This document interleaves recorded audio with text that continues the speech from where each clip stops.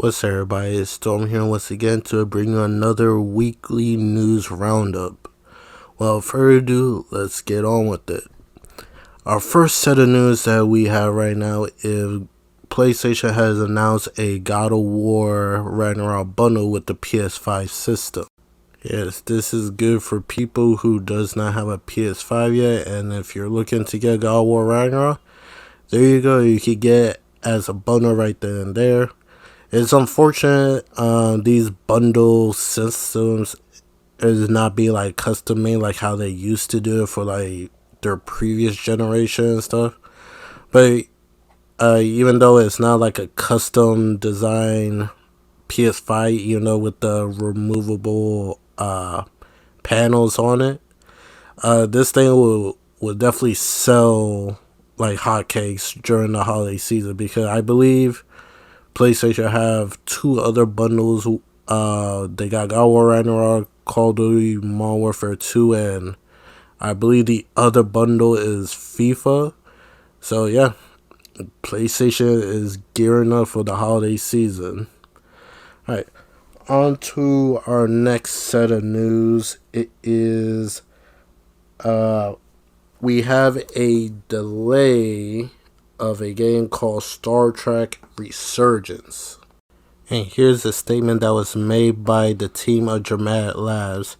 And this is their update for their progress for the Star Trek Resurgence game. Is production have been advancing steadily all summer, but we have made the difficult decision to move our release date out of 2022 in order to give the game a final coat of polish and create truly immersive Star Trek experience. We are planning to release Star Trek Resurgence in April 2023 on PC, PlayStation, and Xbox. Our love and admiration for Star Trek is instrumental to this decision. We're proud of what we accomplished so far, and this continues to be a passion project for everyone here. We are incredibly grateful and excited to be able to work within the universe that means so much to so many. We cannot wait for you to see it all and look forward to take you on an adventure unlike any Star Trek game that comes before. In the meantime, here's some of our latest work, more to come soon. I'll be the first to say that I never been into the whole Star Trek. When it comes to sci-fi, I was more into Star Wars than Star Trek. But basically, chalk this up as another game that got pushed to 2023. So for 2023 games, seems like the year for the games. Like, we got so many games got pushed to 2023, like Forspoken, Hogwarts Legacy, I believe Warhammer, I think, got delayed to 2023. We got I believe Stalker, Marvel Spider-Man 2 have a release date for 2023. That wasn't delayed. Yeah, just in general, there's a whole lot of games that come into 2023. So, hopefully, because this year have been dry, so hopefully 2023 will fix all that mess of a dry year when it comes to certain games. Alright, on to our next one is Final Fantasy VII: The First Soldier, which is Square Enix mobile Battle Royale Final Fantasy game. Yes, that is shutting down in January 11th, 2023. And here's a statement from the team. It is with a heavy heart that we are announcing the end of service of Final Fantasy VII: The First Soldier. We will be ending service at 7 UTC on January 11th, 2023. Despite all our efforts to bring you a regular updates with fresh and exciting content, we haven't been able to deliver the experience that we were hoping to and that you all deserve. So we have made the extremely tough decision to end service for Final Fantasy VII: The First Soldier. We would like to thank you all for supporting us over the past year. Although there is only a little less than 3 months until service ends, we will continue to make updates during this time, so we hope you will continue to enjoy the Final Fantasy VII: The First Soldier till the very end. From everyone from the Final Fantasy First Soldier team. I don't know when did this came to be. I honestly can't remember. But yeah, it's unfortunate. Like I seen like the gameplays and trails of it and stuff. It seems pretty cool and stuff, but like I can understand when it comes to Square Enix, they got teams working on a whole bunch of stuff. Like a whole bunch of stuff. So of course it'll be difficult for them to get all this stuff together in a timely fashion. So yeah, it's unfortunate. I never got a chance to play it because I'm not really a big fan of battle royale games in general and stuff. I do play mobile games, but not a whole lot. So it's unfortunate. So hopefully they got other projects in the work for that team because like I believe it was like in August the last episode for the Kingdom Hearts mobile game finished also. So yeah, maybe at some point Square Enix will dive back into the mobile market again and try to get another hit out of the park moment. So we'll just wait and see. All right, on to the next one. This might be a short video. Like not a lot of news happened. Like there've been pretty big ones that happened this year, but like there's a lot of gaps in between the days when it comes to news. All right, so I can stop myself from rambling. We have the PlayStation Plus Premium and Extra Games catalog. The next set of games that are coming to the PlayStation Plus higher tier service. And here are the lists of games that will be coming to the PlayStation Plus Extra and Premium game catalog. You got Grand Theft Auto Vice City, the Definitive Edition for PS4, PS5. Dragon Quest XI S Echoes of Elusive Age Definitive Edition, PS4 version. If you haven't played Dragon Quest XI, I truly recommend you play it. Especially this one is the Definitive Edition that originally only launched on Switch at first. So I might take a look to see what added new content that they have. Next we have Assassin's Creed Odyssey PS4 version. We had Dragon Quest Builders PS4, Dragon Quest Builders 2 PS4, Dragon Quest Heroes World Tree Woe and the Blight Below PS4, which I believe this one is like a Dynasty Warrior type of Dragon Quest game, so I might check that out. And we got Dragon Quest Heroes 2 Explorer Edition PS4. So we get both Dynasty Warrior Dragon Quest games. Sweet. Inside PS4, Medium PS5, Naruto to Boruto Shinobi Striker PS4.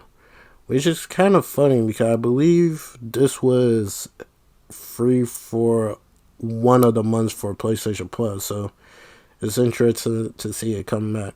Alright. We got Assassin's Creed Chronicles China PS4. Assassin's Creed Chronicles India PS4. Assassin's Creed Chronicles Russia. Jesus, how many Assassin's Creeds they got? Assassin's Creed 3 Remastered PS4. Assassin's Creed Syndicate PS4. Out of all when it comes to the old Assassin's Creed games, the only one I haven't played yet was actually 3 and Syndicate, because I do have Assassin's Creed 4 Black Flag. I just didn't finish it yet. But yeah, sweet.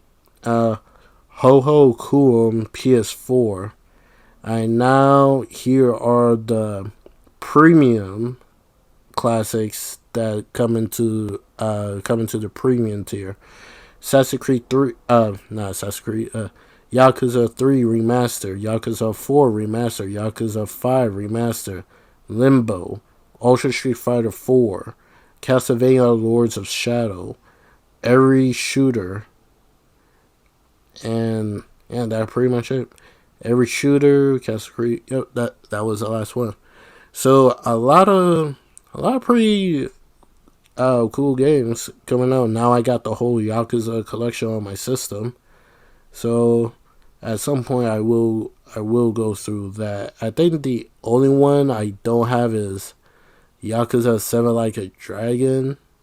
Unfortunately, I don't see myself playing that because I'm not a fan of the turn-based style switcher that they did for it. I know a lot of people said it's really good. It just not my type of play style when it comes to the Yakuza game. I prefer the straight just beat 'em up and stuff. But yeah, that's just me.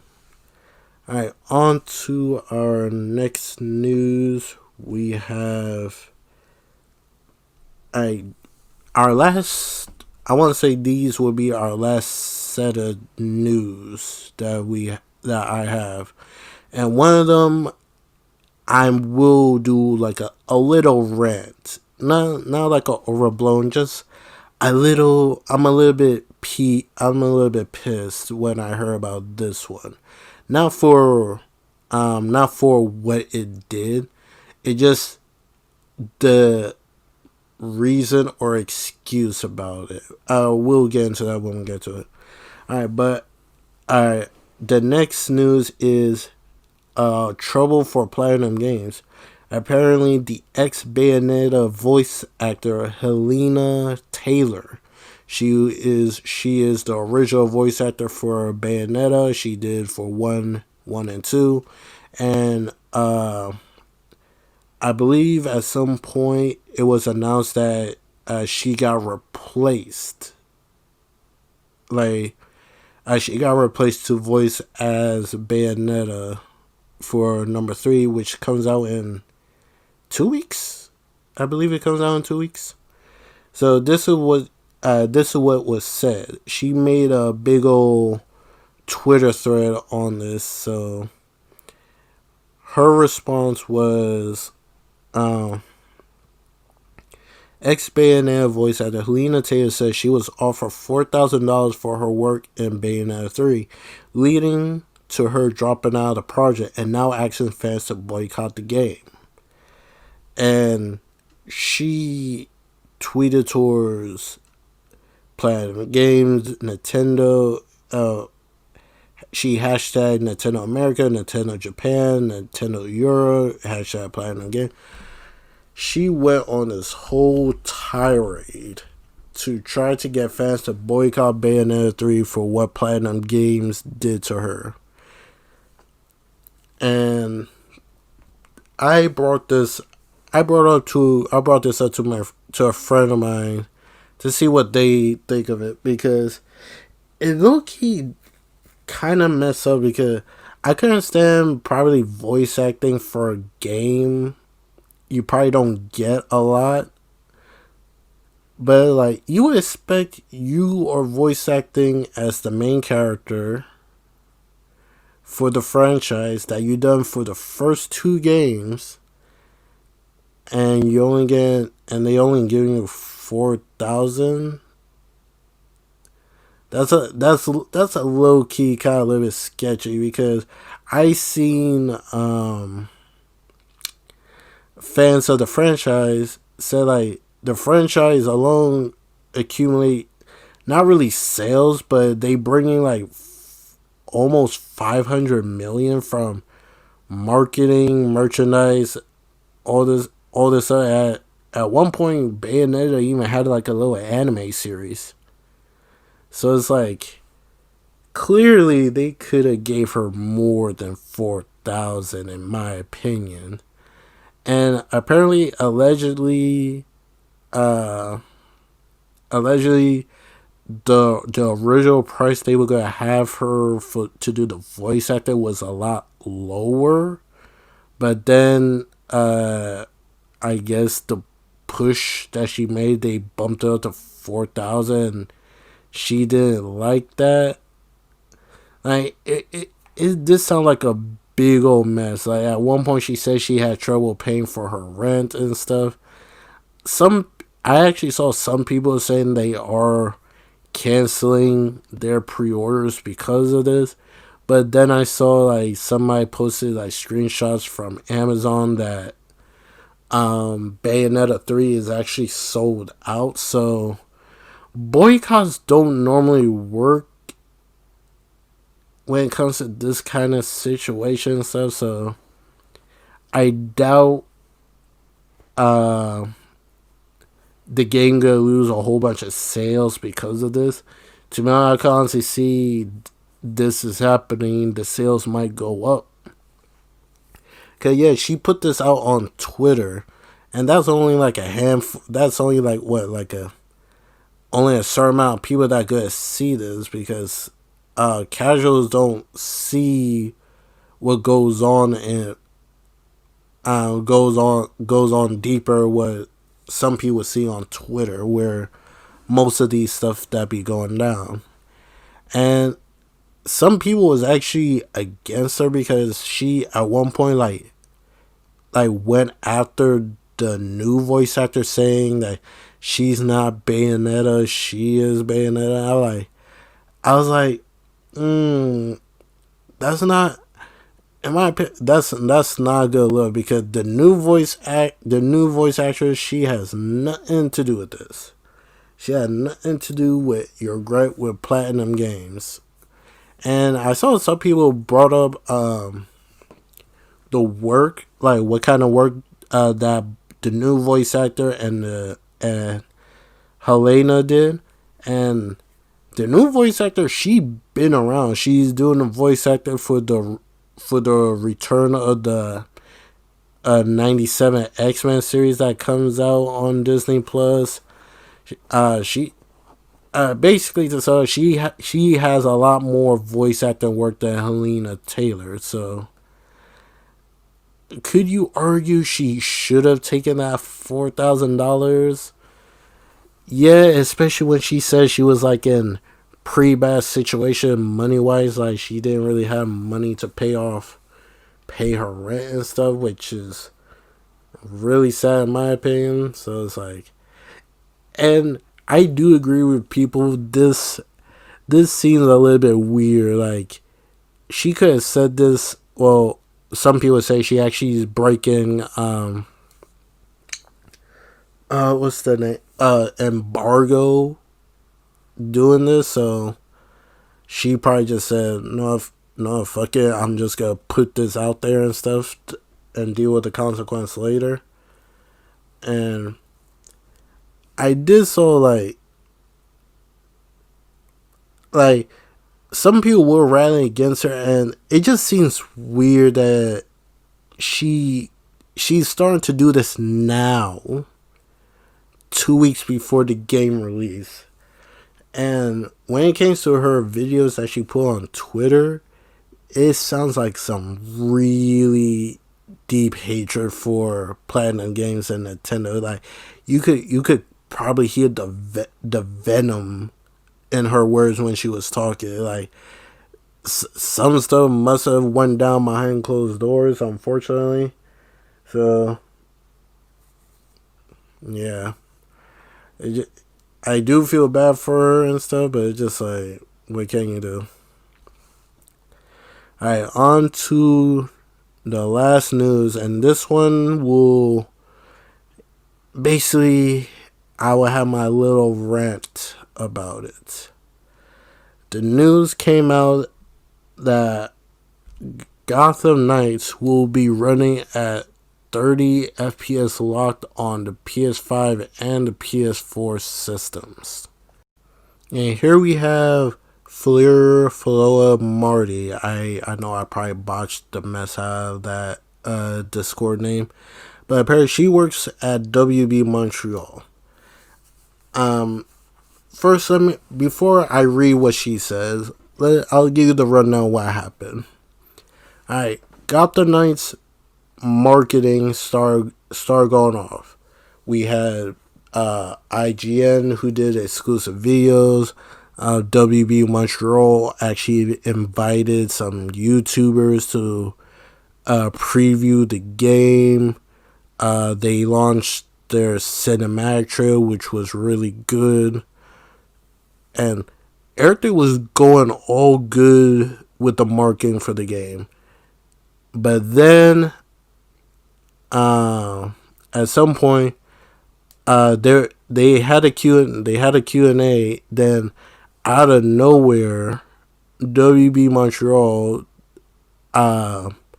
put out a announcement that they are also going to have a 4-player co-op mode in Gotham Knights, and that got a lot of people excited, because some people was hoping that the story mode was going to be 4-player because you're playing as 4 characters, but then you won't get into. So a lot of people was like, that kind of sucks. Then out of nowhere, we get 4-player co-op mode called Heroic Assault.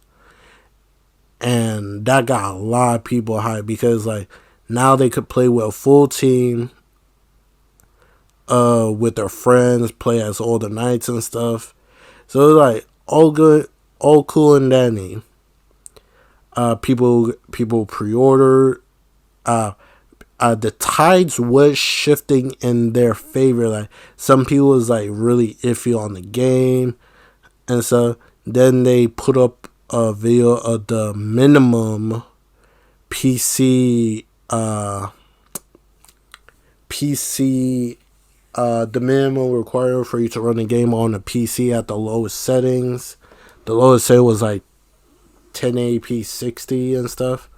And some people thought it was weird that they haven't came out to say what will the consoles be running on.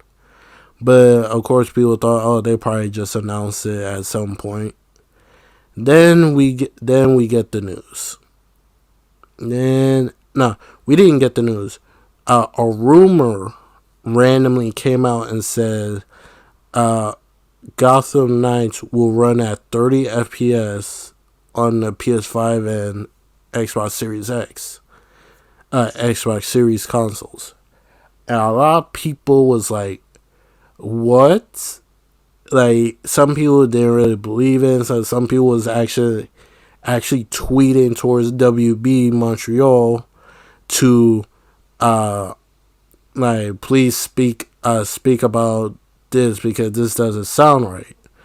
Then we had one of the devs came out on Discord, not on Twitter, Discord, and said the following. This was what she said. Hello, everyone. I know many of you are wondering about the availability of performance mode for Gotham Knights on consoles. Due to the types of features we have in our game, like providing a fully untethered co-op experience in our highly detailed open world, is not as straightforward as lowering the resolution and getting a higher FPS. For this reason, our game does not have a performance/quality toggle option and will run at 30 FPS on consoles. And here is my gripe with this. I'm going to go on the record. I'm not a dev, so I don't know how all this stuff works. But I will say this. If this was the case, why you guys canceled the PS4 and the Xbox One version? Like, they canceled the old gen versions of it. They delayed the game. For a bit. And, like, other developers managed to do a performance mode that you'll be able to switch at native 4K 30 or dynamic 4K 60. Like, let's take Insomniac for example. When it came to Miles Morales, they had not even Miles. You got Miles Morales and Ratchet & Clank. They have three or four different quality of life modes. They have one for a native 4K at 30 FPS. Then they have another one for dynamic 4K and at 60 FPS. But then Insomniac went farther than what they needed to do. They went past their limit. They gave you the best, people call it the best of both worlds. You get a 4K 60 with ray tracing. It may not be a native 4K, but they managed to give you 4K 60 with ray tracing. And that's pretty damn impressive. Granted, you could probably say I'm comparing apple to oranges because Spider-Man is a single player game. This is a co-op game. Yes, and you're absolutely right about it. Like, let me just say this. My biggest gripe is not because it's 30. Like, I saw some people canceling their pre-orders, telling other people don't buy it. The 60 FPS is a deal breaker. And to some people argument, yeah, you could honestly say the 4K 60 is a deal breaker. Like we did not spend a whole bunch of money on these next gen consoles to still be playing at 30 FPS. Especially we have games that played at 60, even some that went past 60 even to 120. So it's like, I'm not gonna be one of the people that could cancel my pre-order, even if I wanted to. It'd be too late. I'm still gonna play the game. Me and my dude, we're still gonna do the video. We're still gonna do the videos of Gotham Knights, us playing from beginning to end. Keep a lookout for that. And like, the thing I'm truly annoyed about that they waited until people bought all these pre-orders, bought the collector's edition, bought the deluxe edition. They didn't. I'd rather them would have said it early than wait till like what the game comes out this week.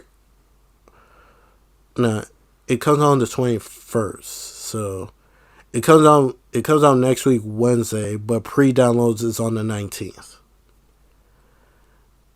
Like, I don't know why they were quiet about it. I'm just like, that's the thing that annoys me, because they waited to say this. Like, they had to have some idea that, hey, this game is too ambitious and it's not going to be able to run at 60. Like people was already on the fence when it came to this game, because unfortunately people was comparing it to the Arkham series, which is a justifiable comparison and stuff. And people was like people they were not feeling it. This was your chance to turn that tide in your favor. And right when you're about to meet the finish line of the game release, they dropped the ball with this. Like, and now people are skeptical, what will the PC version do? So it's like, so some people are canceling the pre-orders, saying that they would get it at a discount, or probably just get the PC version. And it's just a head scratcher. Yes, granted, I'm not a game dev. I don't know what goes on when it comes to developing a game. Like, and that's not the point of arguing though. I'm arguing about why they wait now when people are, when basically like, you could say it's like a cyberpunk type of thing. CD Projekt Red did not say, oh, we having problems with the console versions, until they got their pre-orders. Like, you had to play the game to find out, like, yo, this game is a broken piece of garbage. And that's what I hate about this gaming industry. Because you got some people that would deceive the customers and don't tell them like, oh, something's wrong until they get that pre-order. So it's like, could this be the last time I buy a W Montreal game?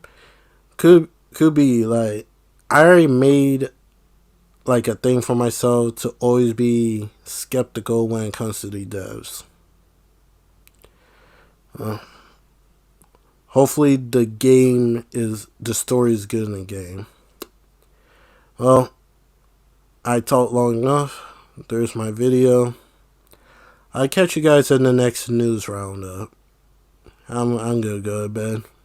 Take care.